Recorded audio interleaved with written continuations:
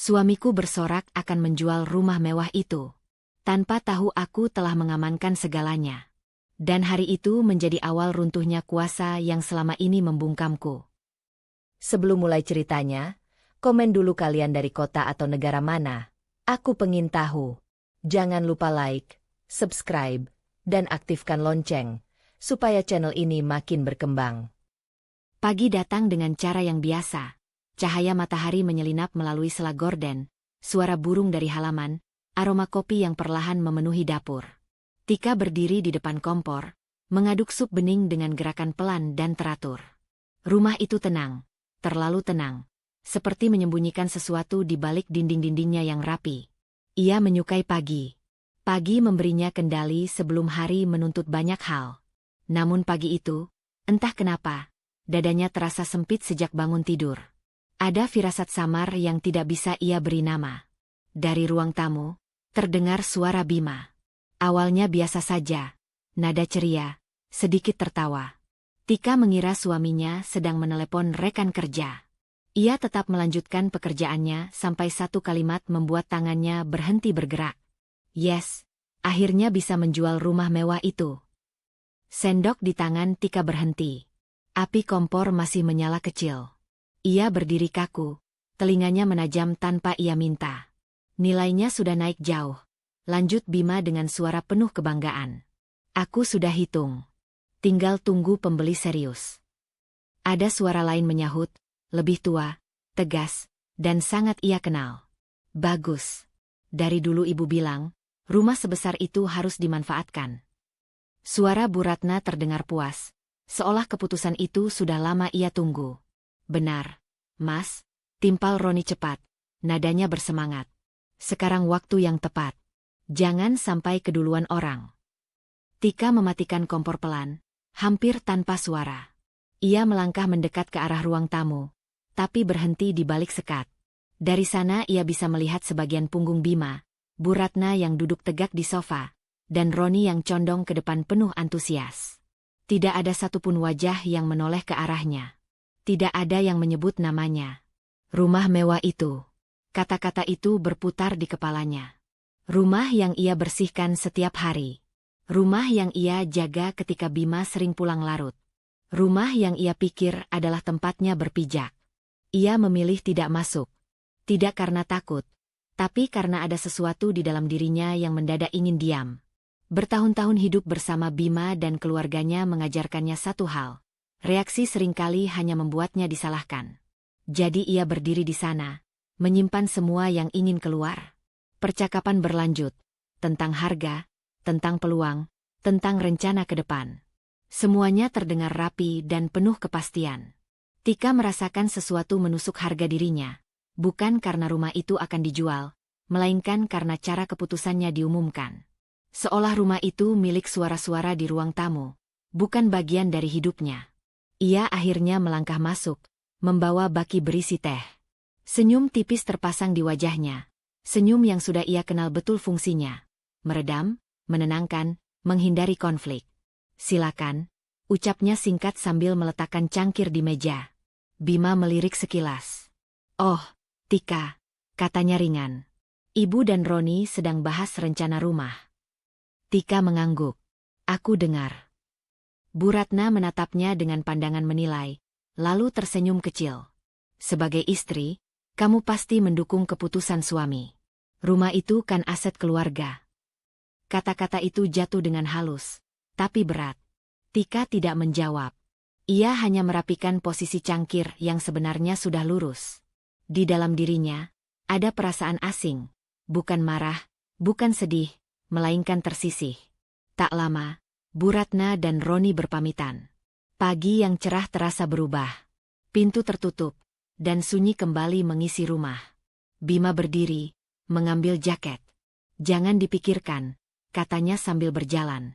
Aku tahu apa yang kulakukan. Tika mengangguk lagi. Ia selalu mengangguk. Beberapa jam kemudian, Maya datang.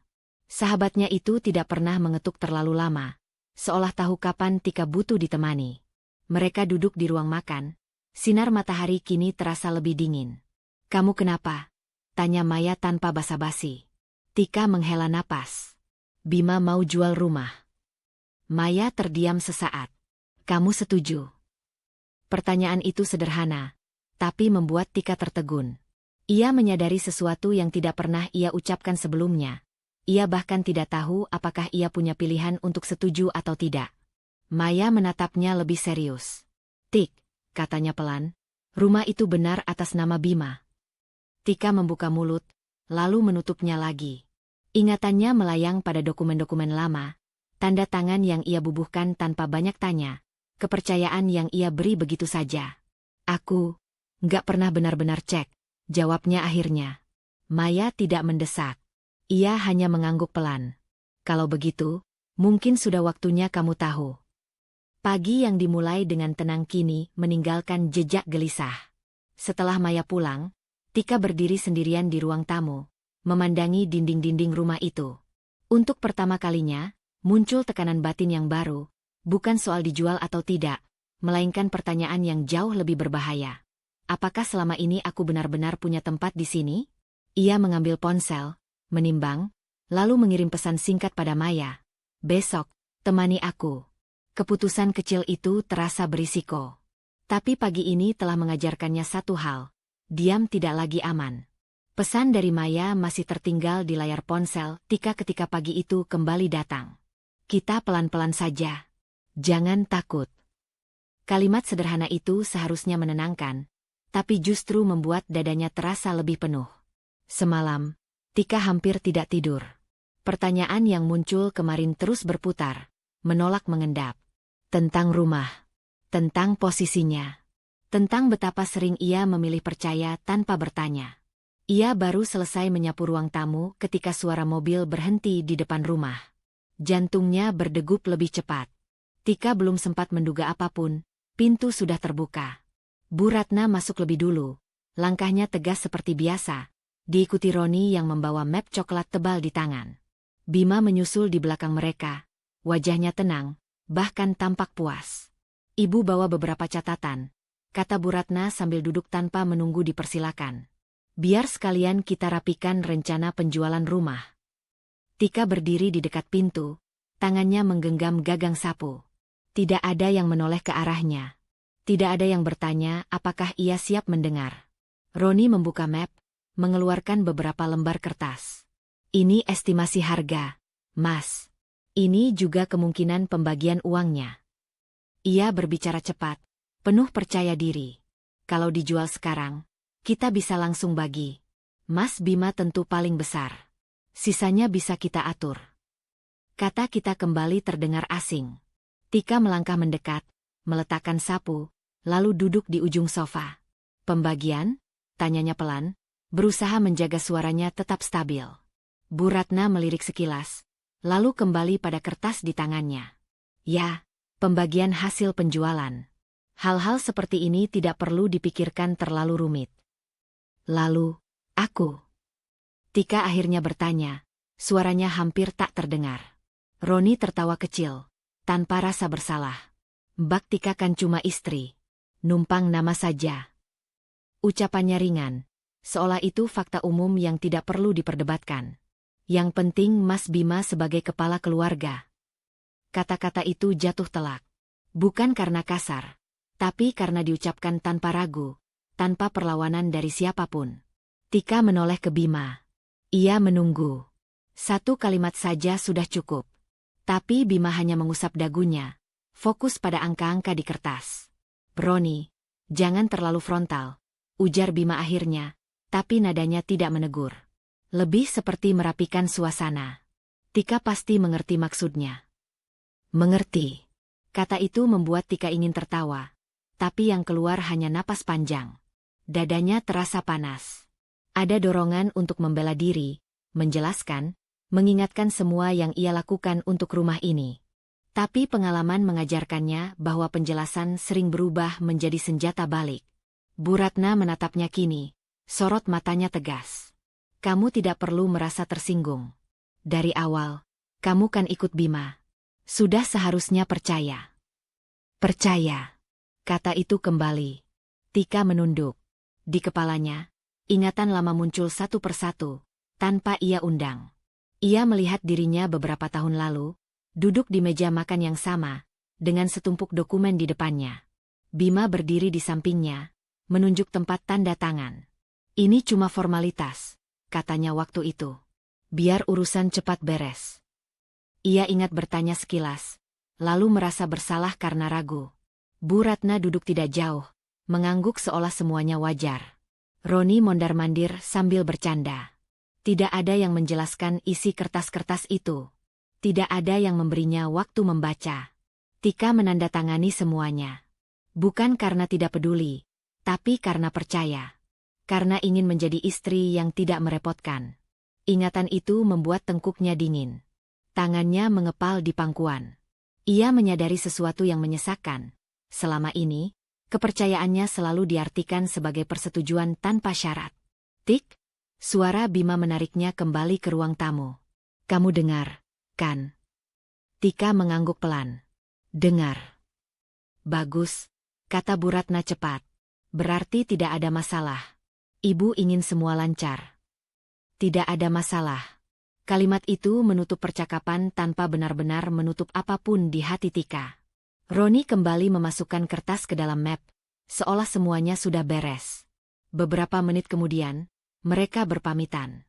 Tidak ada salam hangat, hanya langkah pasti meninggalkan rumah. Setelah pintu tertutup, Tika masih duduk di tempatnya. Rumah itu terasa berbeda, lebih sempit, lebih asing. Bima mengambil ponselnya, bersiap pergi. Kamu jangan dibawa perasaan, katanya sambil mengenakan sepatu. Ini semua demi masa depan. Tika mengangguk lagi. Ia selalu mengangguk. Namun kali ini, ketika suara mobil menjauh, ia tidak langsung bergerak. Ia membiarkan perasaan itu tinggal sejenak. Bukan marah seperti kemarin. Bukan terkejut. Kali ini lebih dalam, rasa bersalah pada dirinya sendiri. Ia berdiri perlahan, melangkah ke kamar, membuka laci yang jarang disentuh. Di sana, ia tahu, tersimpan salinan beberapa dokumen lama. Jarinya gemetar saat menyentuh map tipis berwarna biru. Ia belum membukanya. Belum sekarang. Tapi kehadiran map itu saja sudah cukup membuat keputusan kecil mulai terbentuk di benaknya. Keputusan yang berisiko, karena untuk pertama kalinya, ia berniat berhenti percaya begitu saja. Map biru itu masih tergeletak di atas meja rias ketika pagi beranjak siang. Tika belum membukanya sejak semalam. Bukan karena lupa, melainkan karena ragu. Ada perasaan aneh setiap kali matanya menangkap warna biru kusam itu, seperti melihat bayangan dirinya sendiri yang terlalu lama mengalah.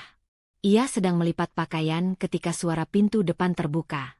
Langkah Bima terdengar lebih cepat dari biasanya, langsung menuju kamar. Tika menoleh, napasnya tertahan setengah. Ini, kata Bima sambil mengulurkan selembar map lain, lebih tebal, berwarna coklat. Nada suaranya datar. Tapi ada sesuatu yang mendesak di baliknya. Ada surat tambahan. Formalitas bank. Tinggal tanda tangan. Kata formalitas kembali muncul. Tika menatap map itu, lalu wajah Bima. Ia teringat betul bagaimana kata yang sama pernah diucapkan bertahun-tahun lalu, di meja makan yang sama, dengan hasil yang kini membuatnya gelisah. Untuk apa? Tanyanya pelan. Bima menghela napas, seolah pertanyaan itu tidak perlu. Biar proses penjualan cepat. Bank minta kelengkapan. Kamu kan istri, tanda tanganmu dibutuhkan. Tika menerima map itu, membukanya perlahan. Lembar-lembar kertas penuh tulisan hukum yang rapat menyambutnya. Matanya menyapu cepat, tidak benar-benar memahami, tapi cukup untuk menyadari satu hal. Tidak ada penjelasan yang disertakan. Bima, katanya setelah beberapa detik, aku mau baca dulu. Bima terdiam sesaat. Ngapain dibaca lama-lama? Itu standar. Tika mengangkat wajahnya. Untuk pertama kalinya, ia tidak langsung mengangguk. Aku ingin tahu isinya. Udara di kamar berubah. Bima melipat tangan di dada, sorot matanya mengeras. Kamu kenapa, sih? Dari kemarin jadi aneh. Ini cuma formalitas. Kamu nggak percaya sama aku? Pertanyaan itu menusuk tepat di tempat yang paling ia hindari. Tika menelan ludah. Selama ini, kepercayaannya selalu dijadikan bukti kesetiaan. Menolak berarti dianggap mengkhianati. Namun ingatan tentang ucapan Roni, numpang nama saja, kembali muncul. Tentang Bu Ratna yang menyebut semua ini tidak perlu dipikirkan. Tentang map biru di laci. Aku bukan gak percaya, ucap Tika perlahan, memilih kata dengan hati-hati. Aku cuma ingin mengerti. Bima mendekat selangkah. Mengerti apa? Rumah itu mau dijual. Selesai. Tapi aku tinggal di sana, sahut Tika tanpa sadar. Kalimat itu meluncur begitu saja. Jujur, mentah. Bima terdiam. Ada kilat ketidaksabaran di matanya. Kamu mempersulit, katanya dingin. Padahal aku sudah atur semuanya. Tika menunduk kembali ke kertas. Tangannya gemetar. Tapi bukan karena takut sepenuhnya. Ada sesuatu yang tumbuh pelan di dadanya. Keberanian kecil yang belum pernah ia kenal. Aku tidak akan tanda tangan hari ini, ucapnya akhirnya. Kalimat itu menggantung di udara, berat dan asing. Bima menatapnya lama, seolah mencoba memastikan ia tidak salah dengar.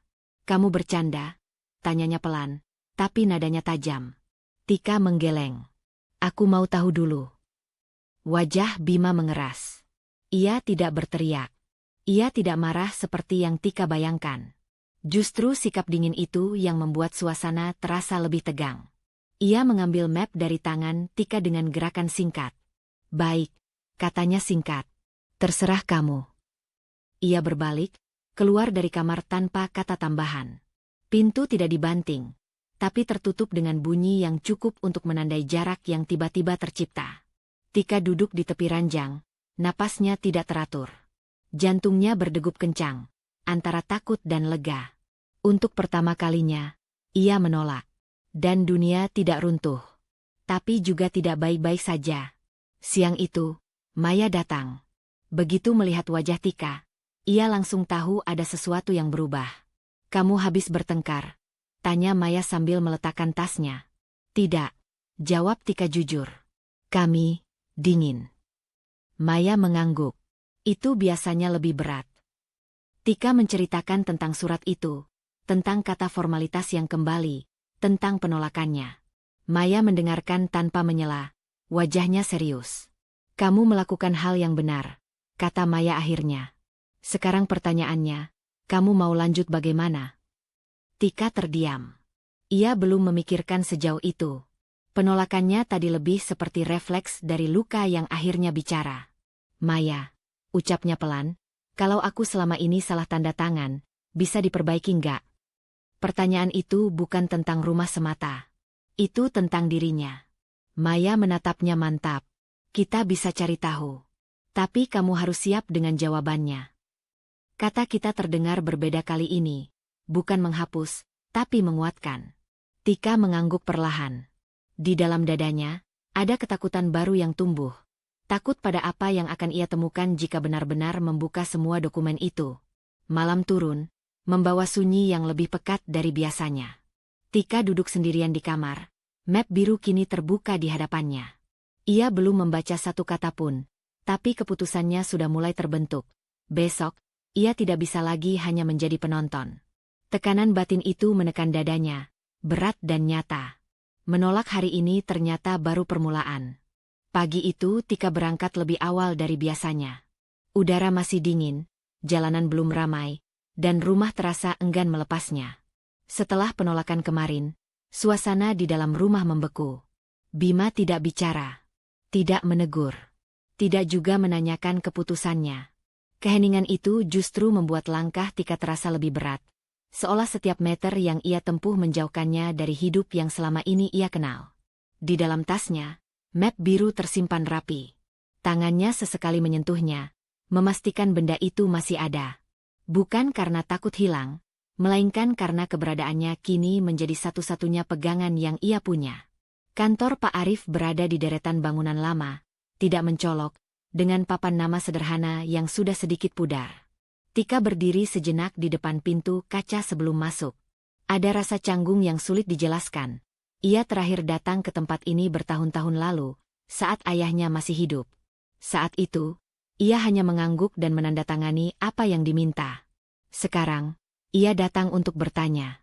Pak Arif menyambutnya dengan senyum yang langsung berubah menjadi sorot terkejut. Tika, katanya, berdiri dari kursinya. Kamu, sudah lama tidak ke sini. Nada suaranya hangat, tapi penuh kehati-hatian. Tika duduk di hadapannya, merasakan detak jantungnya makin cepat. Saya perlu bantuan, Pak, ujarnya singkat, langsung ke tujuan. Tidak ada energi untuk basa-basi. Pak Arif mengangguk, mengambil kacamata baca. Tentang apa? Tika membuka map biru, mengeluarkan beberapa lembar fotokopi dokumen. Tentang rumah yang sekarang saya tempati. Katanya, suami saya ingin menjualnya. Pak Arif menerima kertas-kertas itu, mulai membaca. Baru beberapa detik, alisnya sudah berkerut. Ia mengangkat wajahnya perlahan. Menjual? Ulangnya, nadanya naik sedikit. Tanpa persetujuan kamu. Tika mengangguk. Itu yang ingin saya pastikan. Saya tidak pernah benar-benar tahu posisi saya. Pak Arif menyandarkan punggung ke kursi, menarik napas panjang. Tika, katanya pelan, kini tidak lagi hanya sebagai notaris, tapi seseorang yang mengenal keluarganya. Rumah itu dibeli dari dana warisan ayahmu. Kalimat itu jatuh tanpa suara, tapi menghantam keras. Tika membeku. Ia tahu ada kemungkinan, tapi mendengarnya secara langsung terasa berbeda. Dadanya terasa sesak, seperti udara tiba-tiba berkurang. Warisan? Suaranya nyaris berbisik. Pak Arif mengangguk. Dana dari rekening almarhum ayahmu. Aku yang mengurusnya. Saat itu, kamu datang bersama suamimu. Kamu bilang percaya penuh. Tika menunduk. Ingatan itu kembali, lebih jelas dari sebelumnya. Ia ingat ayahnya berpesan agar ia berhati-hati. Ia ingat memilih percaya, karena ingin hidupnya tenang. Secara hukum, lanjut Pak Arif, rumah itu seharusnya tidak bisa dijual tanpa persetujuanmu. Apalagi jika kepemilikan dan sumber dananya jelas. Tika mengepalkan tangan di pangkuan. Ada rasa marah yang baru, bukan pada Bima saja, tapi pada dirinya sendiri. Ia merasa bodoh, merasa kecil. Namun di balik itu, ada sesuatu yang lain, kesadaran yang perlahan bangkit. Lalu kenapa? Tanyanya, berusaha menjaga suaranya tetap stabil. Suami saya begitu yakin bisa menjualnya. Pak Arif terdiam sejenak. Karena selama ini kamu tidak pernah menolak. Dan mungkin, ada dokumen yang membuatnya merasa aman. Kata dokumen membuat Tika bergidik. Ia teringat map coklat kemarin. Tentang tanda tangan yang hampir ia berikan lagi. Pak, katanya, menelan ludah, apa yang harus saya lakukan sekarang? Pak Arif menatapnya lama, menimbang. Pertama, jangan menandatangani apapun sebelum kamu benar-benar paham. Kedua, kita perlu memeriksa ulang semua dokumen yang pernah kamu tanda tangani. Tika mengangguk pelan. Setiap kata itu menambah beban, tapi juga memberi arah. Ia tidak lagi berjalan dalam gelap sepenuhnya. Dan satu lagi, tambah Pak Arif, nada suaranya serius. Kamu harus siap. Begitu kamu mulai mempertanyakan ini, hubunganmu dengan suamimu bisa berubah. Tika tersenyum tipis, pahit. Sepertinya sudah. Keluar dari kantor Pak Arif, matahari sudah lebih tinggi. Cahaya siang menyilaukan, membuatnya harus menyipitkan mata. Langkahnya terasa goyah, tapi ada kekuatan baru yang belum ia pahami sepenuhnya. Kebenaran yang ia cari ternyata tidak menenangkannya. Justru membuka luka lama yang selama ini tertutup rapi. Di dalam mobil, Tika duduk diam beberapa menit sebelum menyalakan mesin. Tangannya gemetar. Rumah itu, warisan ayahnya. Semua itu bukan sekadar soal harta. Itu tentang kepercayaan yang disalahgunakan. Ponselnya bergetar. Pesan dari Bima masuk singkat. Kapan kamu pulang? Kita perlu bicara. Kalimat itu biasanya berarti perintah, bukan ajakan. Tika menatap layar lama. Untuk pertama kalinya, ia tidak langsung merasa bersalah. Ia membalas satu kalimat pendek, nanti. Kata itu sederhana, tapi mengandung risiko. Menunda berarti membuka kemungkinan konflik yang lebih besar. Namun Tika tahu, setelah hari ini, ia tidak bisa lagi berpura-pura tidak tahu. Dan pengetahuan itu, betapapun menyakitkan, tidak bisa ia simpan sendirian. Langit sore tampak mendung ketika Tika memarkir mobil di depan rumah. Pesan singkat Bima siang tadi, Kita bicara di rumah. Ibu akan datang. Masih terngiang di kepalanya. Sejak keluar dari kantor Pak Arif, pikirannya tidak pernah benar-benar tenang. Pengetahuan baru tentang rumah itu seharusnya memberinya pegangan, tapi justru membuat setiap langkah terasa lebih berisiko. Ia sadar, begitu ia tidak lagi diam, dunia di sekitarnya akan melawan. Baru saja ia menutup pintu, bel rumah berbunyi. Bu Ratna datang tanpa menunggu, seperti biasa. Wajahnya tegang, bibirnya mengatup rapat, seolah sudah membawa keputusan bahkan sebelum percakapan dimulai. Bima mengikutinya, berdiri sedikit di belakang ibunya, posisi yang sudah sering Tika lihat, dan baru kali ini ia sadari maknanya. "Kamu kemana saja hari ini?" tanya Bu Ratna tanpa basa-basi, suaranya dingin. "Suami menunggumu." Tika meletakkan tasnya pelan. "Saya ada urusan." "Urusan apa yang lebih penting dari keluarga?"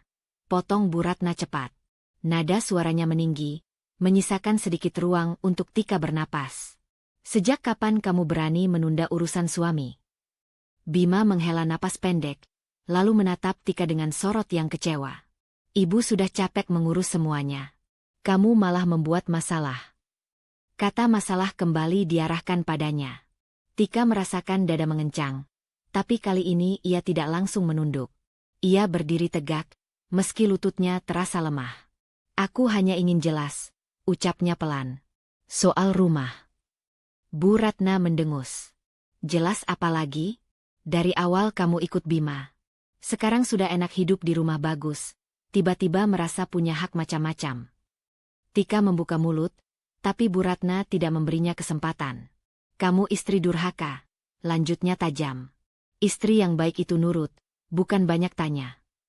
Kata durhaka itu menghantam lebih keras dari tamparan. Tika menahan napas, mencoba mencerna. Ada bagian dirinya yang ingin membantah, tapi ada juga bagian lain yang tiba-tiba sadar. Ini bukan pertama kalinya ia diberi label itu setiap kali ia berbeda pendapat. Bima melangkah maju, berdiri sejajar dengan ibunya. "Ibu benar," katanya tanpa ragu. "Kamu tidak tahu terima kasih. Rumah itu sudah bikin hidup kita naik. Aku yang urus semuanya. Kamu tinggal nikmati." "Nikmati."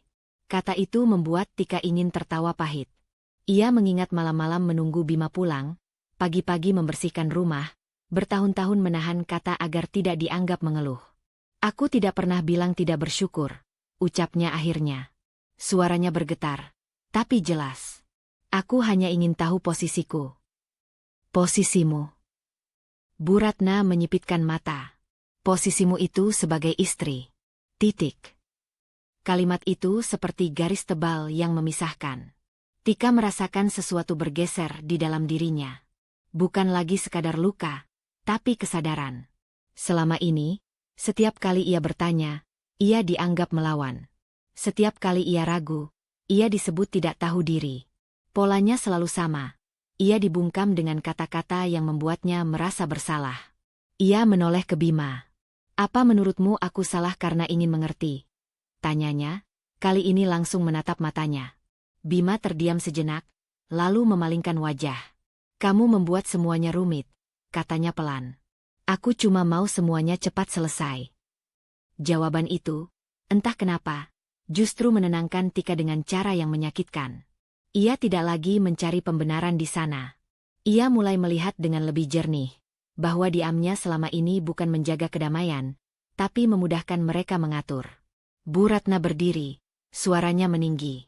"Kalau kamu terus begini, jangan salahkan siapa-siapa kalau rumah tanggamu hancur." Ancaman itu dulu selalu efektif. Kini, Tika merasakannya berbeda. Ada takut, tentu saja. Tapi ada juga kelegaan kecil karena akhirnya ia tahu. Ancaman itu selalu dipakai untuk membungkam, bukan menyelamatkan.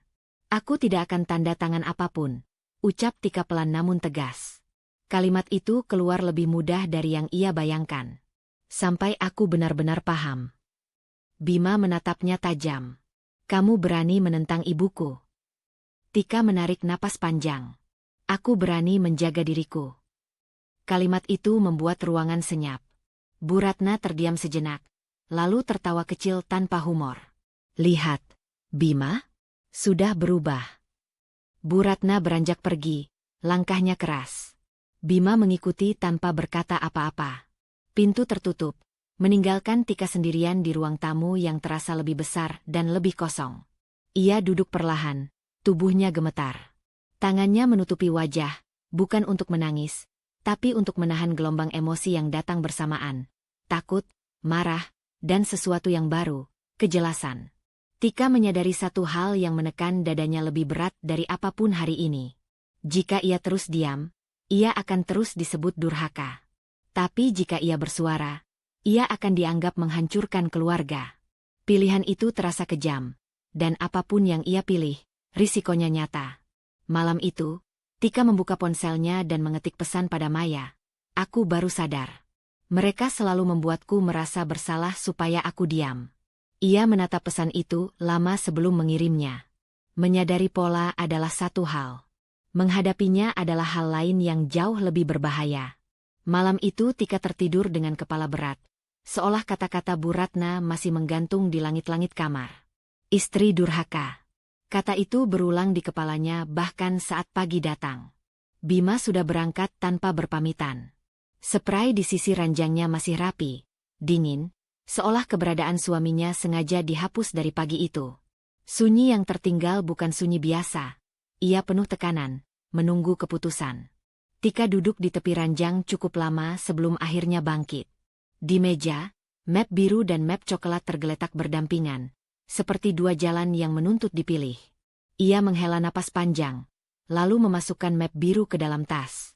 Hari ini, ia harus tahu sejauh mana ia bisa melangkah tanpa menghancurkan segalanya. Kantor Pak Arif terasa lebih ramai dari kunjungan sebelumnya, tapi kehadiran Tika tetap langsung dikenali. Pak Arif menyapanya dengan anggukan singkat. Sorot matanya serius sejak melihat wajah Tika yang pucat. Kamu sudah siap mendengar penjelasan yang tidak menyenangkan? Tanyanya sambil mempersilakan Tika duduk. Tika mengangguk. Saya harus siap, Pak. Pak Arif membuka beberapa berkas lama. Jemarinya cekatan. Secara hukum, katanya perlahan, sertifikat rumah itu masih bisa diamankan atas namamu. Sumber dana jelas dari warisan ayahmu. Selama kamu belum melepaskan hak secara sah, posisi kamu kuat. Kata kuat terdengar asing di telinga Tika. Selama ini, ia jarang merasa kuat. Tapi kalau saya lakukan itu, tanyanya pelan, apa artinya bagi pernikahan saya? Pak Arif tidak langsung menjawab. Ia menatap Tika cukup lama, lalu berkata, mengamankan hakmu bukan berarti menyerang siapapun. Tapi kamu harus jujur pada dirimu sendiri. Langkah ini akan menimbulkan reaksi. Tika menunduk. Di kepalanya, wajah Bima terlintas, dingin dan penuh tuduhan. Wajah Bu Ratna yang tajam, siap menilai. Ia membayangkan rumah itu aman di tangannya, tapi juga membayangkan pernikahan yang makin menjauh. Kalau saya tidak melakukan apa-apa? Tanya Tika lagi, nyaris berbisik. Pak Arif menutup map. Maka kamu menyerahkan semuanya. Dan dari pengalaman saya, penyerahan yang dipaksakan jarang berakhir adil. Kata-kata itu menekan dada Tika. Ia mengangguk pelan, menandatangani beberapa surat awal, bukan pelepasan, melainkan permohonan pengecekan ulang. Tangannya gemetar saat pena menyentuh kertas. Ini bukan langkah besar, tapi cukup untuk mengubah arah. Keluar dari kantor, Maya sudah menunggu di kafe kecil seberang jalan. Begitu melihat Tika, ia langsung berdiri. Gimana? Tanyanya. Tika duduk, bahunya terasa berat.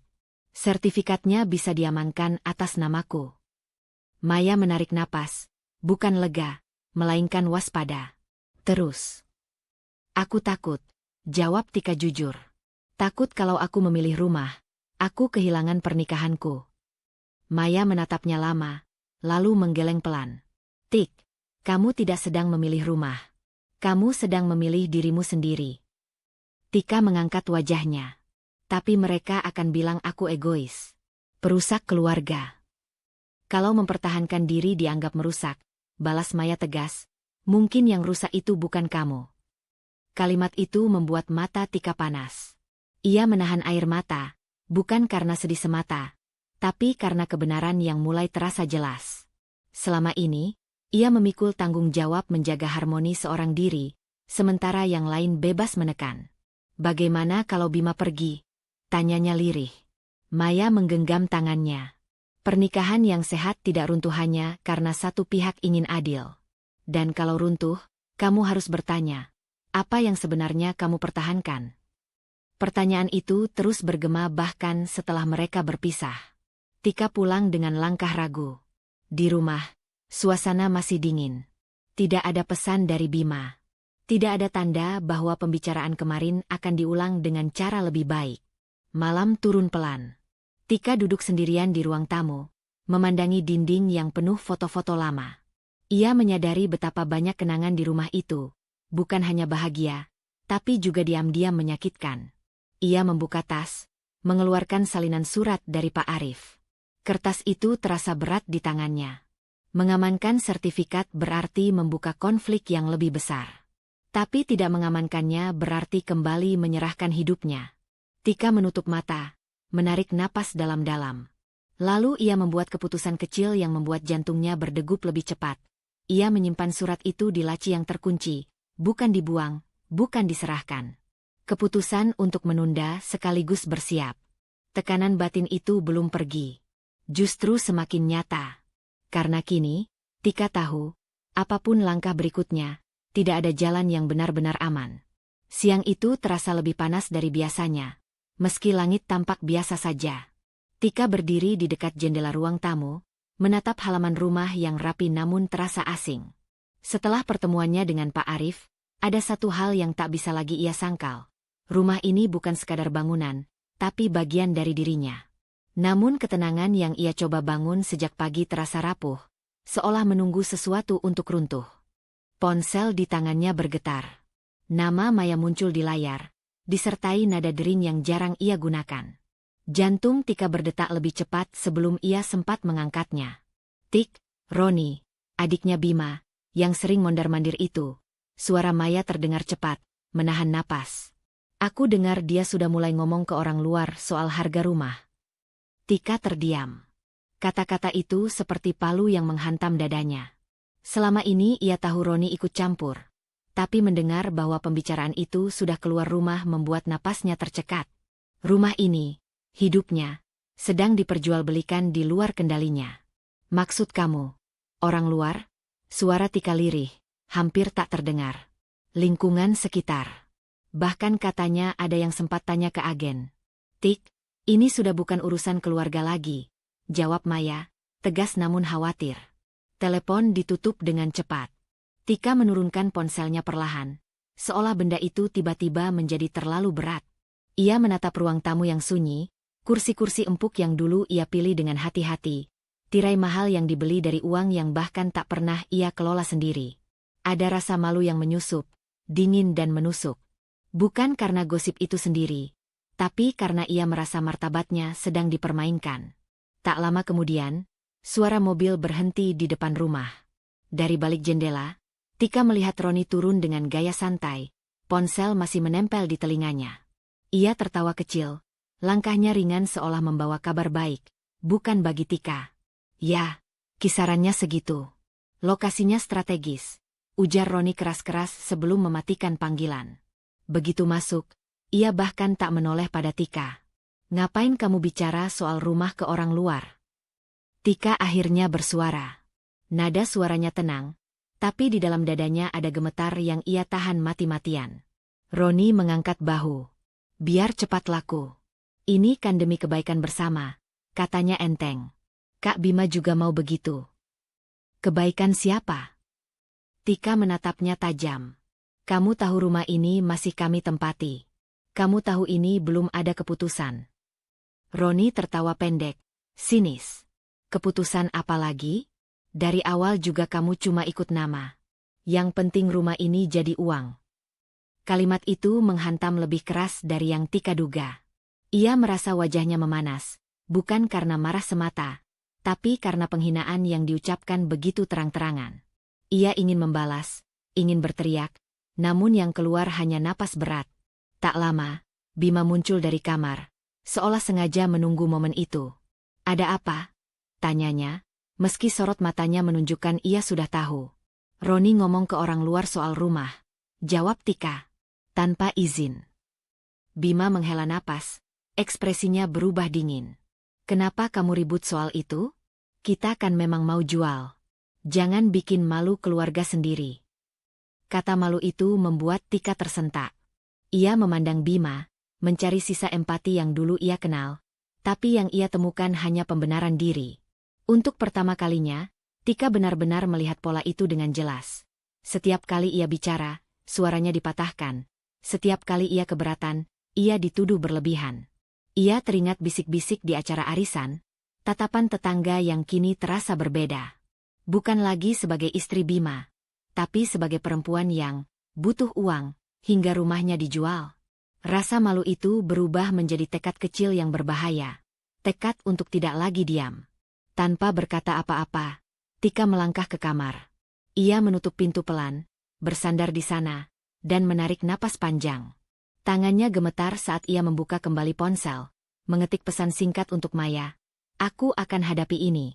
Jangan biarkan mereka bicara sendirian. Saat ponsel itu terkirim, Tika tahu satu hal telah berubah. Ia belum tahu bagaimana akhir dari semua ini, tapi untuk pertama kalinya, ia memilih tidak mundur. Di balik pintu kamar, suara keluarga Bima masih terdengar samar, dan tekanan batin itu kini menuntut keberanian yang tak bisa lagi ia tunda. Pagi itu rumah terasa lebih sempit dari biasanya. Tika bangun dengan sisa ketegangan semalam yang belum luruh, dadanya masih berat oleh suara-suara yang menembus dinding kamar. Ia melangkah ke dapur dengan langkah pelan, berharap kesibukan kecil, menyeduh teh, merapikan meja, bisa menahan gelombang cemas yang terus naik. Namun sebelum air mendidih, suara Bima sudah memanggilnya dari ruang tamu, keras dan tak sabar. Tik, sini. Nada itu membuat punggung Tika menegang. Ia berjalan keluar, menemukan Bima berdiri dengan ponsel di tangan, rahangnya mengeras. Di layar, Tika sempat menangkap kilasan pesan. Angka-angka, janji temu, kata buyer. Ia tahu apa yang akan datang. Kamu tahu berapa kali aku harus jelasin ke orang-orang karena kamu. Bima memulai tanpa basa-basi. Penjualan jadi lambat karena sikap kamu yang ribet. Tika menelan ludah. Aku cuma minta prosesnya jelas. Jawabnya, berusaha menjaga suara tetap stabil. Ini rumah yang kita tempati. Justru itu, potong Bima, mendengus. Kita butuh cepat. Kamu nggak paham urusan begini. Dari dulu juga begitu, tinggal ikut saja. Kata-kata itu mengiris, tapi kali ini Tika tidak menunduk. Sejak gosip beredar, ada sesuatu yang berubah di dalam dirinya. Bukan keberanian besar, melainkan keteguhan kecil yang menolak padam. Ia menarik napas, mengingat nasihat Maya dan penjelasan Pak Arif yang terucap hati-hati namun tegas. Bima, katanya pelan, rumah ini bukan sepenuhnya milik kamu. Hening jatuh di antara mereka. Bima mengerjap, seolah tidak yakin dengan apa yang ia dengar. Lalu ia tertawa, pendek, meremehkan, seperti orang dewasa yang mendengar anak kecil mengigau. Lucu, katanya. Dari mana kamu dapat ide itu? Tika merasakan panas di wajahnya, bukan malu, melainkan dorongan untuk berdiri tegak. Dana pembelian rumah ini berasal dari warisan ayahku, ujarnya. Dan ada hal-hal yang... Bima menyela sambil mengibaskan tangan. Itu cerita lama. Uang sudah jadi rumah. Sertifikat diurus keluarga. Jangan cari-cari alasan buat menghambat. Kata keluarga kembali dipakai untuk menutup mulutnya. Tika ingin berteriak bahwa ia juga keluarga, bahwa tubuhnya gemetar bukan karena lemah, melainkan karena terlalu lama dipaksa diam. Namun yang keluar justru kalimat yang ia susun dengan susah payah. Aku tidak menghambat, katanya. Aku menjaga hakku. Bima tertawa lagi, kali ini lebih keras. Hak. Ia melangkah mendekat, sorot matanya tajam. Kamu pikir kamu bisa mengubah apa? Aku yang pegang kendali. Orang-orang percaya padaku. Di ambang pintu, Bu Ratna muncul sekilas, mendengar potongan percakapan, lalu menghilang tanpa berkata apa-apa, kehadiran yang cukup untuk menambah tekanan. Tika merasa dinding rumah ini menutup rapat, seperti kotak yang dirancang untuk menekan suara dari dalam. Aku cuma minta kamu berhenti bergerak tanpa persetujuanku, kata Tika. Kini suaranya sedikit bergetar. Setidaknya sampai semuanya jelas. Tidak, Jawab Bima cepat. Kamu yang harus berhenti bikin masalah. Kalimat itu mengakhiri percakapan, tapi tidak memadamkan api di dada Tika. Saat Bima kembali sibuk dengan ponselnya, ia menyadari sesuatu yang pahit. Pengakuannya barusan bukan senjata, melainkan pemantik. Bima tidak takut. Ia menertawakan klaim itu karena yakin kekuasaan masih di tangannya. Siang merambat pelan. Tika menyendiri di kamar, menatap berkas-berkas lama yang ia simpan tanpa benar-benar memahami isinya dulu. Ia teringat hari-hari ketika ia menandatangani dokumen dengan percaya penuh, ketika suara Bima terdengar meyakinkan, ketika kata formalitas membuatnya merasa aman. Kini, ingatan itu terasa seperti jebakan halus yang ditutup senyum. Ponselnya bergetar. Pesan dari Maya. Kamu sudah bilang ke Bima. Tika mengetik balasan singkat. Sudah. Dia menertawakan. Balasan Maya datang cepat. Itu wajar. Orang yang merasa berkuasa selalu begitu. Yang penting kamu tahu apa yang kamu pegang. Kalimat itu menenangkan sekaligus menakutkan. Mengetahui berarti harus memilih. Mengetahui berarti tak bisa kembali ke ketidaktahuan yang nyaman. Tika menutup mata, merasakan detak jantungnya yang cepat, lalu mengambil keputusan kecil, berisiko, tapi perlu. Ia menyusun pesan baru, kali ini ke Pak Arif. Pak, saya ingin bertemu lagi. Ada hal yang perlu saya pastikan segera. Saat pesan itu terkirim, Tika tahu ia baru saja melangkah ke wilayah yang akan membuat segalanya lebih sulit. Di ruang tamu, tawa Bima terdengar samar dari panggilan telepon lain. Yakin, percaya diri, seolah tak ada yang bisa menggoyahkan. Tika berdiri dari ranjang, merapikan napasnya. Tekanan batin itu belum reda, tapi kini ia bergerak, perlahan, diam-diam, ke arah yang tak lagi bisa ia hentikan. Pagi itu Tika melangkah keluar dari kantor notaris dengan map coklat di tangannya. Udara terasa lebih ringan, meski dadanya belum sepenuhnya lega. Di dalam map itu tersimpan lembaran yang selama ini menjadi sumber kecemasan dan harapan sekaligus. Sertifikat rumah yang kini statusnya telah diamankan atas namanya. Pak Arif berdiri di ambang pintu, menatap Tika dengan raut serius namun menenangkan. Semua sesuai prosedur, ujar Pak Arif tadi, suaranya terukur. Tidak ada yang bisa menjual tanpa persetujuan kamu. Kalimat itu terngiang kembali di benak Tika saat ia duduk di dalam mobil. Ada rasa aman yang baru ia kenal, bukan euforia, melainkan kepastian yang membuat pundaknya sedikit mengendur. Namun bersamaan dengan itu, muncul ketakutan lain. Bagaimana reaksi Bima dan keluarganya ketika mengetahui langkah ini? Tika menatap map itu lama-lama, lalu menyimpannya di tas dengan hati-hati, seolah menyimpan rahasia yang rapuh. Sesampainya di rumah, suasana masih tenang. Tika mencoba mengisi pagi dengan rutinitas sederhana, menyapu halaman, menyiram tanaman, seperti upaya menormalkan hidup yang terus berguncang. Ia tahu ketenangan ini tidak akan lama. Dan firasat itu terbukti benar. Menjelang siang, suara mobil berhenti di depan pagar. Tika mengangkat kepala, melihat Bu Ratna turun lebih dulu, diikuti Roni dan dua orang asing. Sepasang pria dan wanita berpakaian rapi, wajah mereka memancarkan rasa ingin tahu yang tak berusaha disembunyikan. Jantung Tika berdegup keras. Ia langsung mengerti apa yang sedang terjadi. Ini rumahnya, kata Roni lantang, seolah sedang memamerkan sesuatu yang sudah pasti. Bu Ratna tersenyum tipis pada calon pembeli itu, senyum yang sering ia pakai untuk menutupi niat. Tika melangkah cepat ke pintu, berdiri di ambang dengan tubuh menegang. Saat Bu Ratna hendak masuk, Tika mengangkat tangannya. Maaf, katanya tegas. Tidak ada janji temu hari ini. Bu Ratna terhenti. Ekspresinya berubah dingin. Tika, jangan berlebihan. Mereka cuma mau lihat-lihat. Tanpa izin saya, balas Tika. Suaranya tetap terjaga meski jantungnya berlari. Rumah ini belum dijual. Roni mendengus. Kamu nggak bisa begitu. Kita sudah atur semuanya. Kita. Tika menatapnya lurus. Saya tidak pernah menyetujui ini. Calon pembeli itu saling berpandangan, jelas tidak nyaman. Salah satunya mencoba tersenyum. Kami diberitahu rumah ini siap dilepas. Bu Ratna melirik Tika dengan tajam. Kamu mempermalukan keluarga sendiri, bisiknya keras. Ini tamu. Kata tamu itu terasa ironis. Tika berdiri di rumahnya sendiri, namun diperlakukan seperti penghalang. Ia menarik napas dalam-dalam, mengingat map di tasnya, mengingat suara Pak Arif yang tenang. Ketakutannya masih ada, tapi kini ia punya pegangan. Saya tidak bermaksud mempermalukan siapapun, kata Tika, suaranya bergetar namun jelas.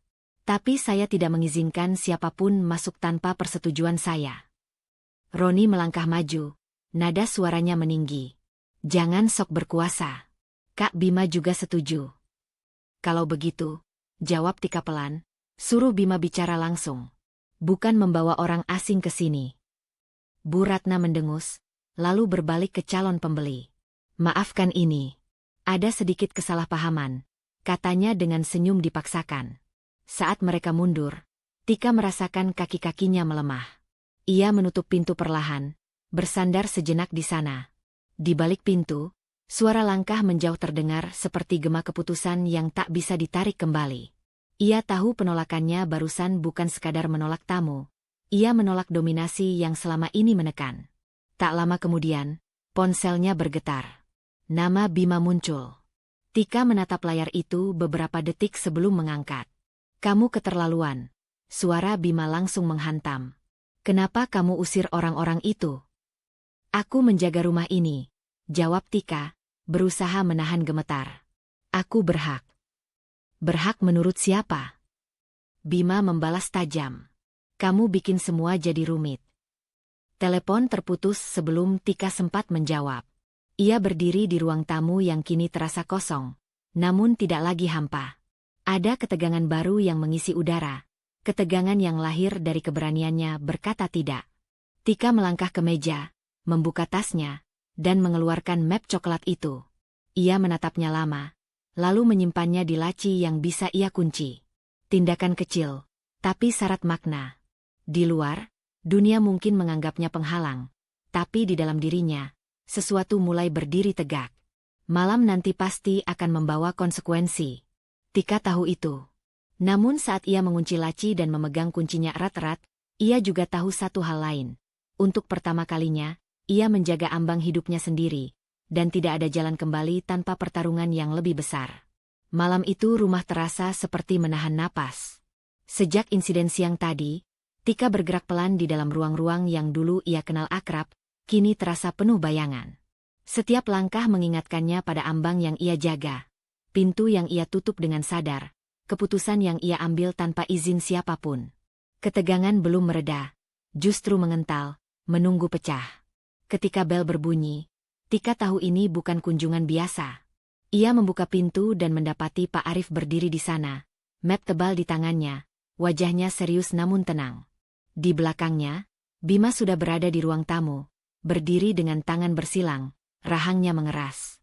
Bu Ratna dan Roni duduk bersebelahan di sofa, sikap mereka kaku, mata mereka mengawasi Tika seperti hakim yang menunggu vonis.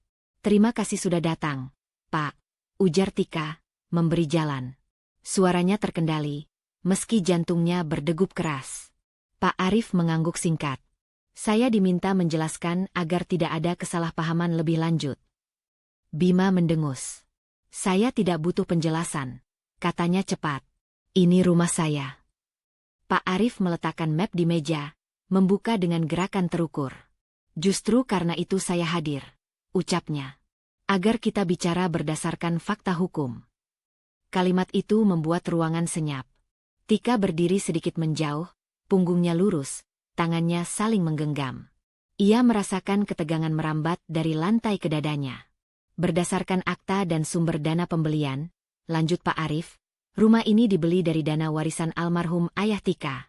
Kepemilikan atas properti ini tidak bisa dipindahtangankan tanpa persetujuan tertulis dari Tika. Bima tertawa pendek, refleks. Omong kosong. Nama saya ada di dokumen. Ada, sahut Pak Arif, tenang. Namun bukan sebagai pemilik dominan. Hak Anda terbatas. Tanpa persetujuan Tika, tidak ada penjualan yang sah. Kata terbatas menggantung di udara.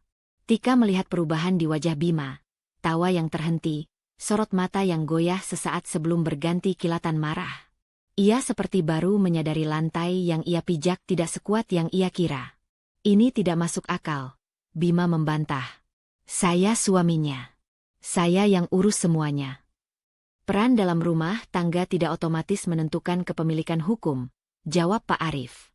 Itulah sebabnya prosedur ada.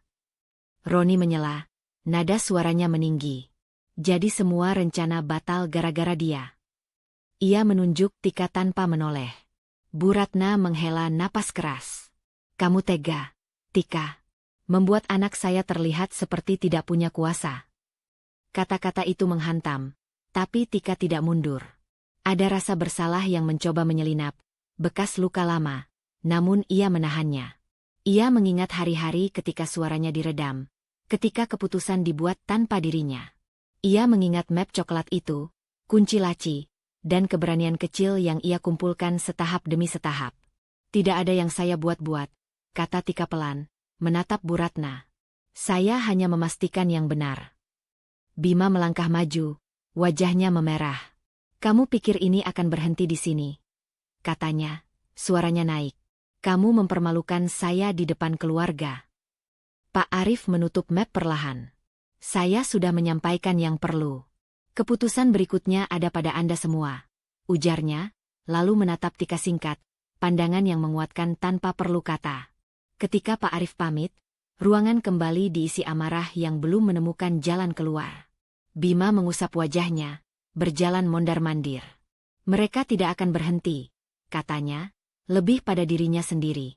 Aku tidak akan membiarkan ini. Tika merasakan dingin merayap di punggungnya. Amarah Bima bukan ledakan sesaat. Itu penyangkalan yang mencari sasaran. Ia tahu fase ini berbahaya. Ketika ego runtuh dan berusaha bangkit dengan cara apapun. Bima, ucap Tika, memilih kata dengan hati-hati. Kita bisa bicarakan ini tanpa menyerang. Bima berhenti, menatapnya dengan mata yang keras.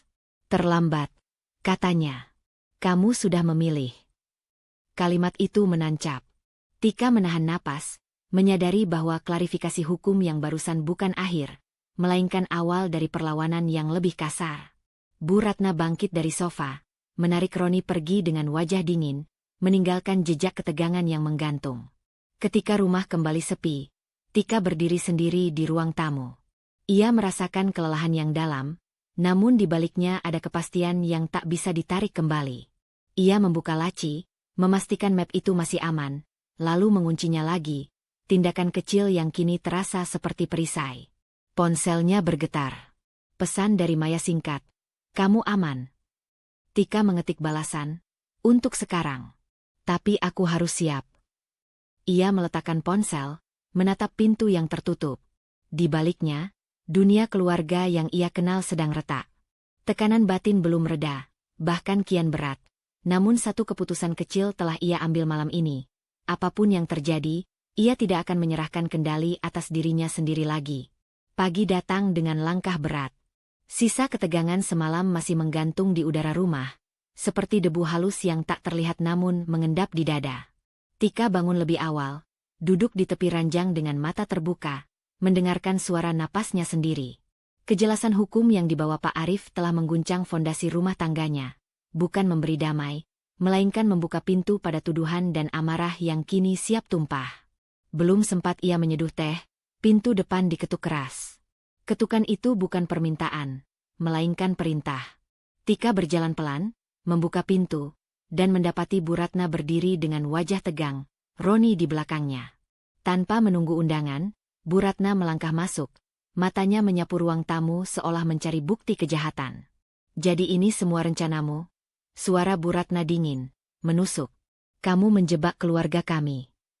Kata menjebak membuat Tika terhenyak, namun ia tidak membalas. Ia berdiri tegak, tangan terlipat di depan, memilih mendengar. Selama ini, ia selalu tergesa membela diri, dan selalu kalah. Kali ini, ia menahan lidahnya. "Kamu pura-pura bodoh," lanjut Bu Ratna. "Diam-diam urus sertifikat, bawa notaris, lalu bikin Bima terlihat seperti orang tak punya apa-apa." Roni menyeringai tipis, lalu menambahkan dengan nada yang sengaja dibuat ringan.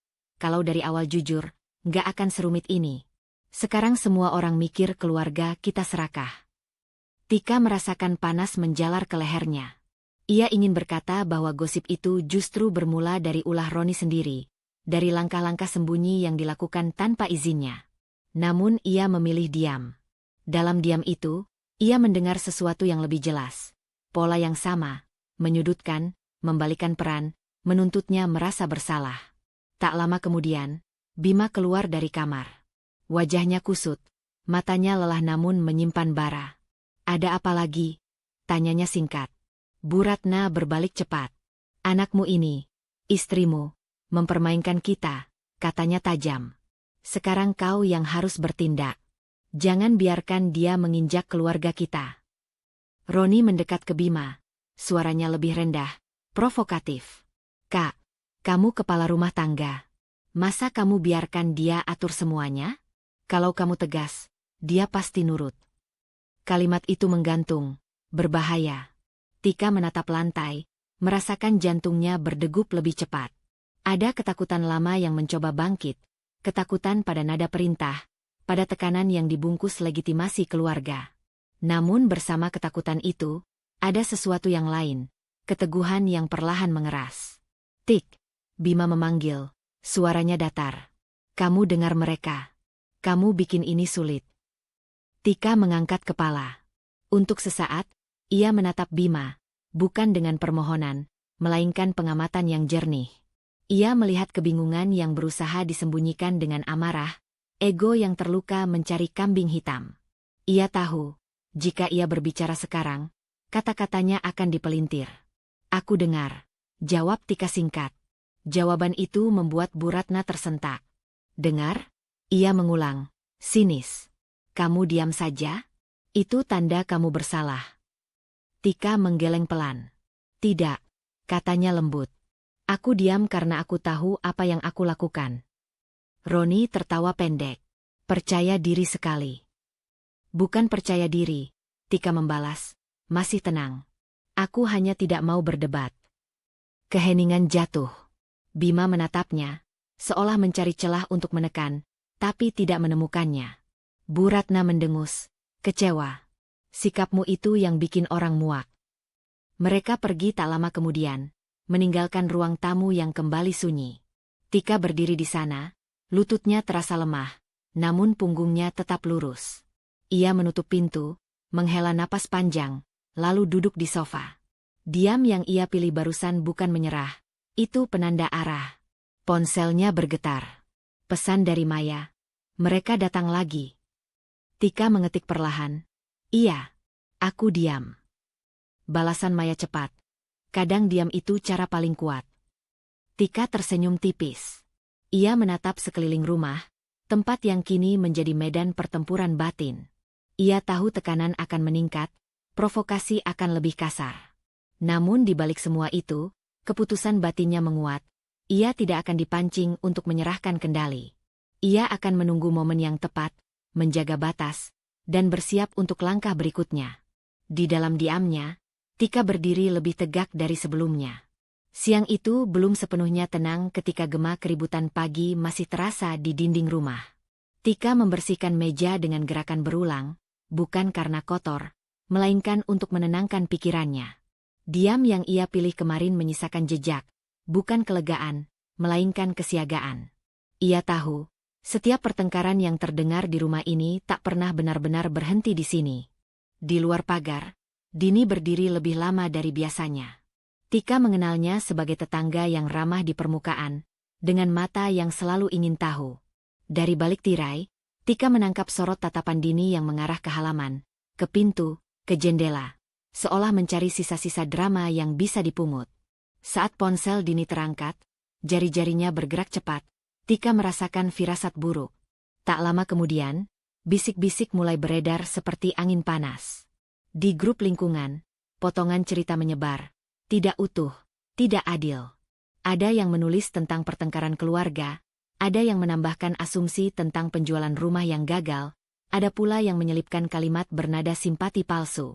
Nama Tika muncul di sana, dibingkai sebagai istri yang keras kepala, sebagai penyebab kekacauan. Ponsel Tika bergetar bertubi-tubi. Ia tidak membuka satupun. Tangannya dingin, namun kepalanya terasa jernih. Ini bukan pertama kalinya ia menjadi bahan pembicaraan, hanya kali ini sorot lampu lebih terang. Ia menarik napas panjang, menyadari bahwa ketakutan lamanya, takut dinilai, takut ditolak, kembali mengetuk.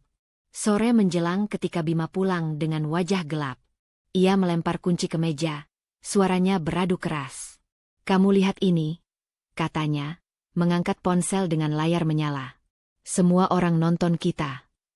Tika menatap layar sekilas. Potongan cerita yang sama, ditambah komentar-komentar yang menghakimi. "Aku tidak menyebarkannya," katanya pelan. "Tidak penting," balas Bima cepat. "Yang penting aku dipermalukan. Mereka menertawakan aku." Kata aku menggantung, berat. Tika melihat bagaimana rasa malu itu menekan Bima, bukan sebagai penyesalan, melainkan kemarahan yang mencari sasaran. Ia ingat kalimat-kalimat lama, saat ia diminta menahan diri demi citra keluarga, demi nama baik. Saat itu, ia menurut. Kali ini, ia hanya berdiri. "Ini akibat sikapmu," Bima melanjutkan. "Kamu bikin semua orang mikir aku tidak berkuasa." Tika merasakan denyut di pelipisnya, namun ia tidak membalas. Ia menyadari sesuatu yang pelan-pelan terangkai. Rasa malu Bima di depan umum adalah cermin dari rasa takutnya sendiri. Takut kehilangan kendali, takut dilihat apa adanya. Dan di balik itu, ada ketakutannya sendiri yang lama tersembunyi. "Aku capek," kata Bima, suaranya turun. "Aku tidak mau jadi bahan gosip." Tika mengangguk kecil. "Aku juga," jawabnya jujur. Kejujuran itu membuat Bima terdiam sesaat, lalu memalingkan wajah. Ia pergi ke kamar tanpa kata lain, meninggalkan Tika di ruang tamu yang kembali sunyi. Tika duduk perlahan. Pikirannya berputar, mengurai benang-benang emosi yang selama ini kusut. Ia teringat masa-masa awal pernikahan, ketika ia menyesuaikan diri tanpa henti, menahan pendapat, menelan keberatan, demi diterima. Demi dianggap bagian. Ia menyadari bahwa ketakutannya selama ini bukan pada kehilangan rumah, melainkan pada kehilangan penerimaan. Ia takut dicap egois, takut disebut istri durhaka, takut tidak disukai. Dan ketakutan itu membuatnya diam terlalu lama. Ponselnya bergetar. Pesan dari Maya muncul. Lingkungan mulai ramai. "Kamu baik-baik saja?" Tika mengetik balasan dengan jari mantap. "Aku mengerti sekarang. Aku takut bukan karena mereka, tapi karena ingin diterima." Balasan Maya datang dengan cepat. "Kesadaran itu mahal. Jangan lepaskan." Malam turun perlahan. Di luar, suara obrolan tetangga masih terdengar samar. Tika berdiri, menutup tirai, lalu mematikan lampu ruang tamu. Ia melangkah ke kamar, menatap dirinya di cermin. Wajah itu terlihat lelah, tapi ada ketegasan baru di mata. Ia mengambil napas panjang. Penerimaan yang ia kejar selama ini datang dengan syarat. Diam, mengalah, meniadakan diri. Kini ia tahu, syarat itu tidak adil. Kesadaran ini tidak membuat beban lebih ringan, justru menambah tanggung jawab. Karena setelah tahu, ia tidak bisa kembali pura-pura tidak tahu. Tika meraih ponselnya, membuka catatan singkat, dan menuliskan satu kalimat. "Aku akan bicara ketika waktunya tepat." Keputusan kecil, namun berisiko, karena bicara berarti menantang arus yang sudah terbentuk. Di balik pintu kamar, suara Bima bergerak gelisah. Di luar rumah, gosip terus berputar. Dan di dalam diri Tika, ketakutan lama berubah bentuk, bukan lagi penghalang, melainkan penanda bahwa ia siap melangkah ke tahap berikutnya, apapun konsekuensinya. Malam itu tidak menawarkan keheningan. Sisa-sisa bisik lingkungan masih melekat di udara, seolah dinding rumah ikut mendengar dan menunggu.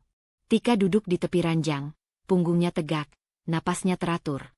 Sebuah ketenangan yang lahir dari keputusan, bukan dari damai. Kesadaran yang ia dapatkan kemarin tidak memudar. Ia justru mengeras, menjadi tulang punggung.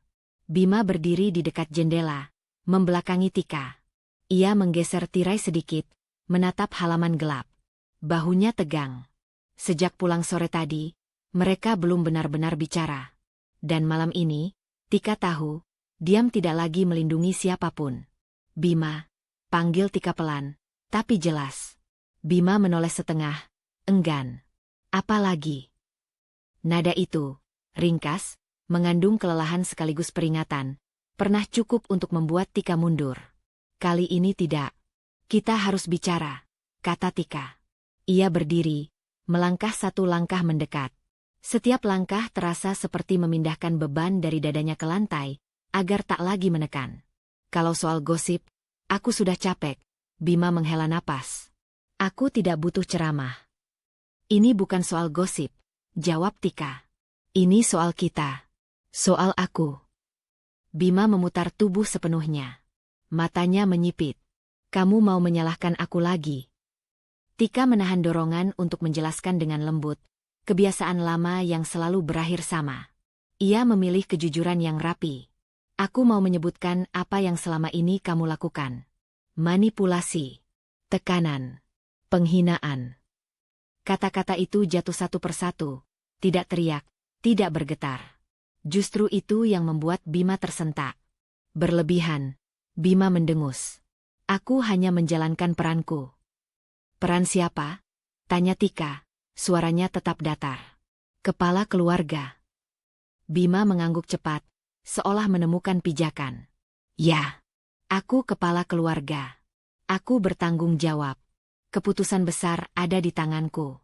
Kamu seharusnya mendukung, bukan melawan. Tika mengangguk kecil, bukan setuju, melainkan menandai. Dukungan bukan berarti aku harus diam saat direndahkan. Direndahkan. Bima tertawa singkat, pahit. Aku tidak pernah merendahkan kamu. Tika menatapnya lurus. Saat kamu bilang pendapatku tidak penting karena aku terlalu emosional. Saat kamu memutuskan sesuatu tentang rumah ini tanpa melibatkanku, lalu menyebutku penghambat.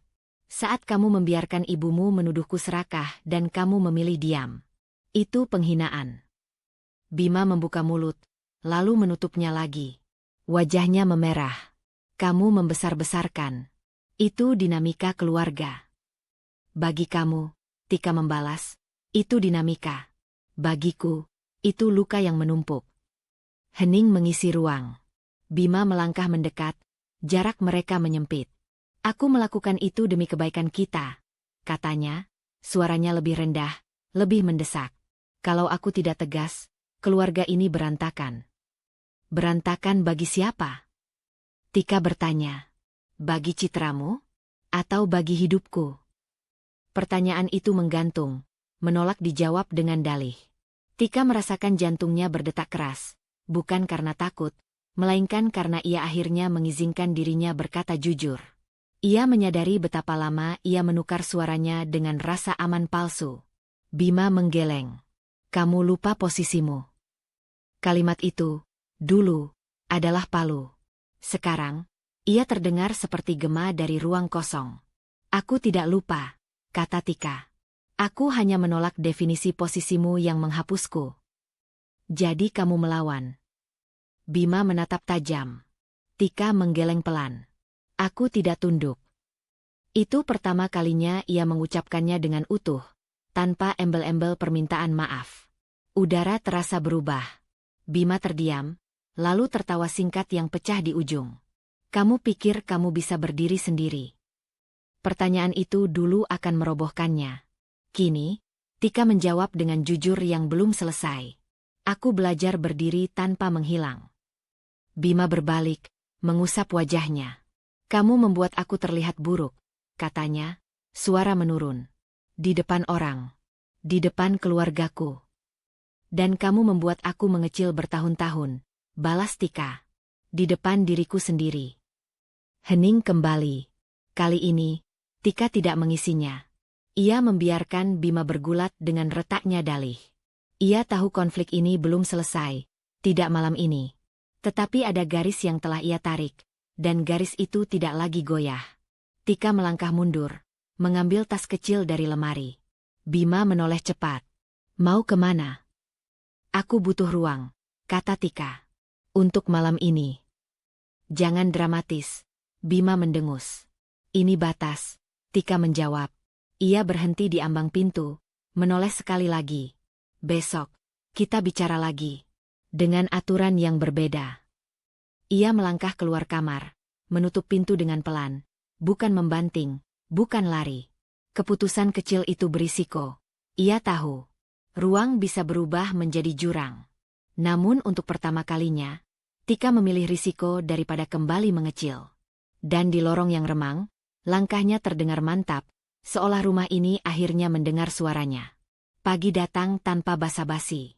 Cahaya menembus jendela ruang tamu, menyapu lantai marmer yang selama ini menjadi saksi bisu keputusan-keputusan yang bukan milik Tika. Sisa malam tadi masih melekat di dadanya. Ketegangan yang tidak lagi membuatnya gemetar, melainkan tegak. Ia berdiri di tengah rumah itu, napasnya teratur, seolah setiap tarikan adalah penegasan.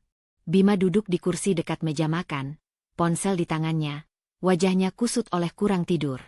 Bu Ratna mondar-mandir, suara langkahnya tajam, seakan lantai berutang padanya. Roni berdiri di dekat pintu, gelisah, menatap keluar lalu kembali ke dalam, seperti mencari celah yang tidak ada. Tika memulai tanpa pengantar. Aku minta kalian meninggalkan rumah ini. Kalimat itu jatuh dengan tenang, tidak meninggi, tidak memohon. Keheningan yang menyusul terasa berat, seperti udara menahan napasnya sendiri. Bu Ratna berhenti melangkah. Apa? Suaranya meninggi seketika. Kamu mengusir kami. Aku meminta. Tika mengoreksi, tatapannya lurus. Hari ini. Bima bangkit setengah berdiri. Tika, jangan membuat keadaan semakin buruk. Keadaan sudah buruk sejak lama, jawab Tika. Aku hanya berhenti menutupinya. Bu Ratna melangkah mendekat, wajahnya memerah. Dasar tidak tahu diri, jeritnya. Kami keluarga. Kamu berani-beraninya. Bu, Tika memotong. Suaranya tetap terkendali. Keluarga tidak memaksa, tidak mengancam, dan tidak menguasai rumah orang lain. Kata orang lain itu menancap. Roni menggeser berat badannya, wajahnya pucat. Kak, kita bisa bicara baik-baik, katanya, suaranya kehilangan arah, seperti kompas yang berputar. Ini cuma salah paham. Tika menatap Roni, bukan dengan marah, melainkan dengan kejelasan. Kamu menyebarkan harga rumah ini. Kamu membawa orang luar tanpa izin. Itu bukan salah paham.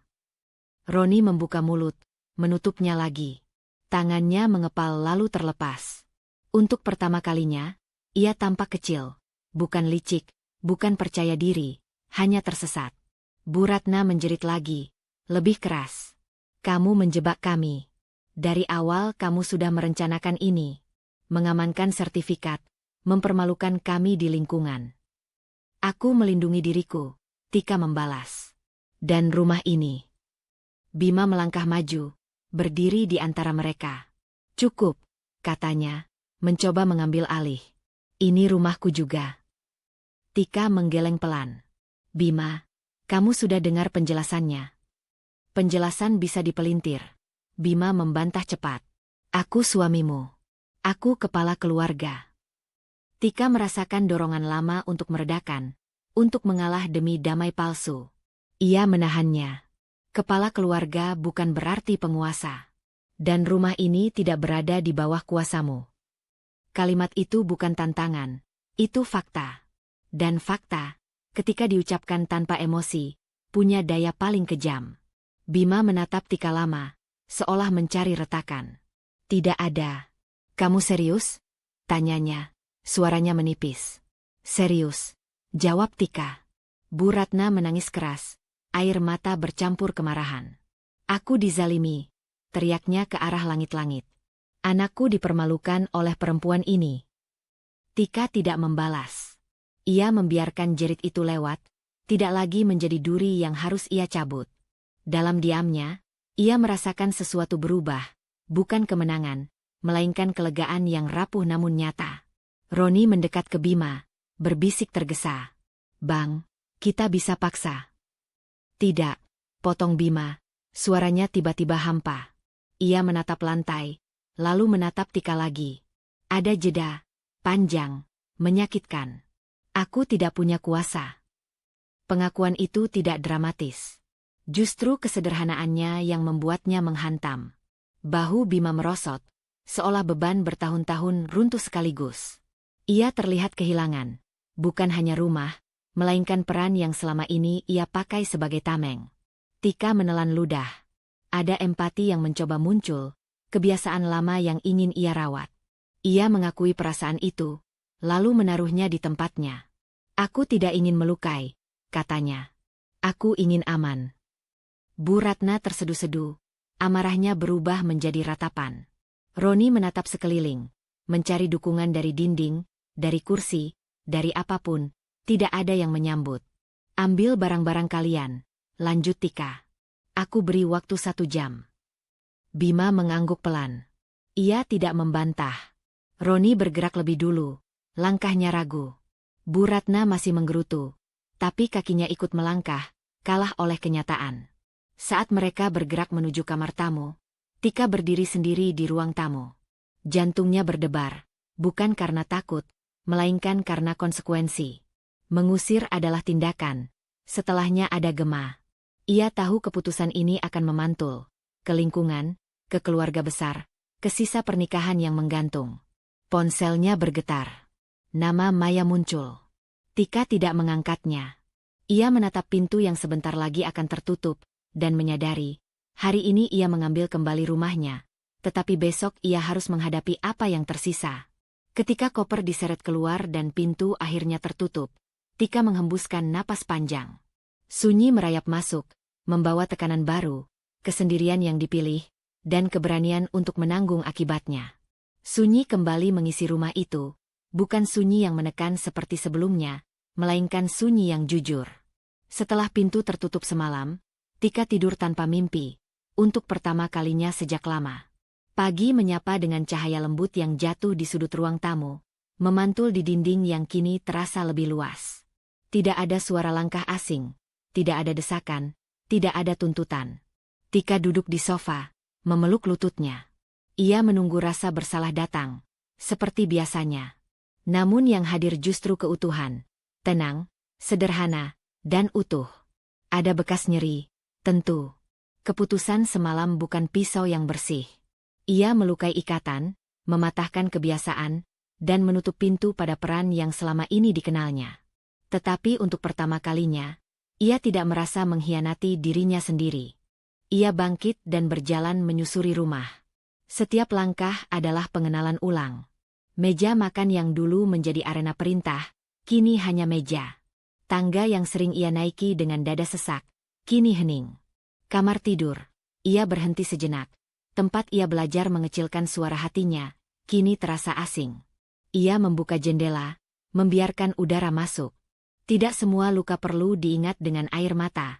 Beberapa cukup dengan membuka jendela. Ketukan pelan terdengar. Tika menoleh, jantungnya berdebar. Ia tidak berharap siapapun. Saat pintu dibuka, Maya berdiri dengan tas kecil di bahunya. Wajahnya tidak membawa senyum kemenangan, hanya kehadiran. Aku datang, kata Maya pelan. Tika mengangguk. Masuk. Mereka duduk berhadapan di ruang tamu.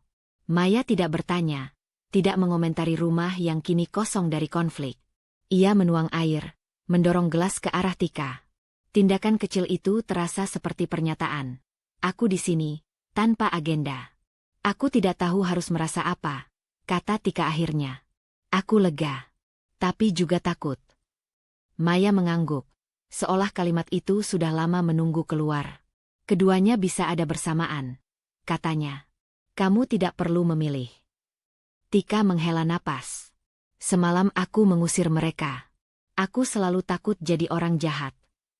Kamu menetapkan batas, balas Maya. Itu bukan kejahatan. Keheningan turun lagi, kali ini hangat. Tika menatap lantai, lalu mengangkat wajahnya. Aku baru sadar. Selama ini aku bukan takut kehilangan pernikahan. Aku takut tidak diterima. Maya tidak menyangkal. Dan sekarang? Sekarang aku tahu penerimaan yang menghapus diriku bukan penerimaan. Kalimat itu tidak terdengar heroik. Ia lahir dari kelelahan panjang. Maya tersenyum kecil, bukan puas, melainkan lega. Mereka berjalan keluar ke teras. Matahari naik pelan.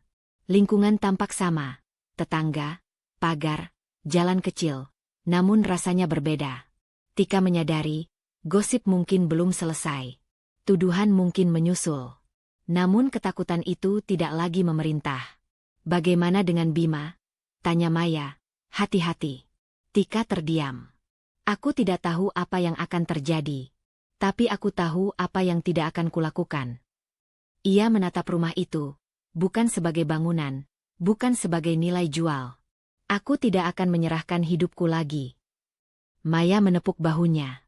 Pemulihan bukan pesta, katanya. Ini proses. Tika tersenyum tipis. Aku siap. Siang menjelang. Tika masuk kembali, membuka map dokumen di meja. Sertifikat rumah terletak rapi, bukan sebagai senjata, melainkan sebagai bukti. Ia menutup map itu, menaruhnya di laci. Untuk pertama kalinya, ia tidak perlu menatapnya berulang-ulang untuk meyakinkan diri. Maya bersiap pamit. Telepon aku kapanpun, katanya. Tika mengangguk.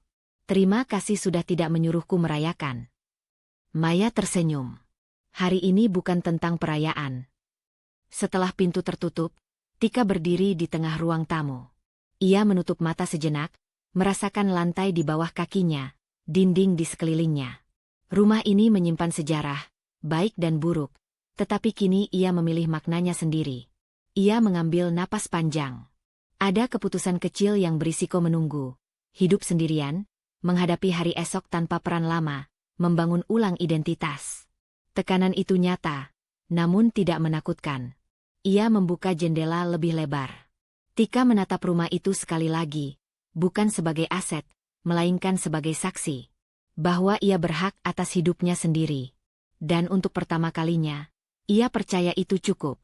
Kadang, luka terdalam bukan datang dari orang asing, melainkan dari mereka yang paling dekat dengan kita. Jika mempertahankan hubungan berarti kehilangan harga diri, maka keberanian untuk berkata cukup adalah bentuk paling jujur dari mencintai diri sendiri. Ingatlah, menetapkan batas bukan tanda durhaka, melainkan langkah untuk bertumbuh dan pulih. Terima kasih telah menemani perjalanan Tika dari diam menuju berani.